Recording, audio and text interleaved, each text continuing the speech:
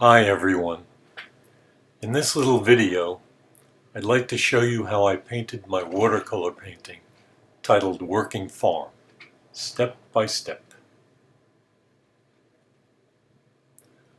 I begin with a simple but careful drawing on the paper.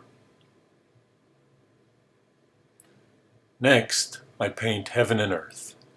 That is, I paint everything above and below the horizon line, except the parts of the painting that will be white or a very light shade.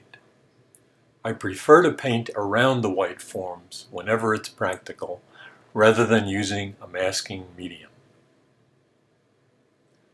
Now I apply paint to start defining the forms with light and shadow.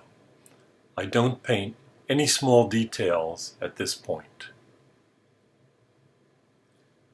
Next, I paint the dark foliage of the tree line behind the buildings.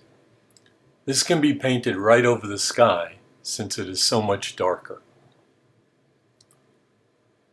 Finally, I add details to the buildings, a hay wagon, a few small trees, and some weeds and ruts in the field. I go through similar steps with most paintings. Please visit my website, jimoberst.com, to see my other paintings and to sign up for my fine art newsletter. Thanks for watching.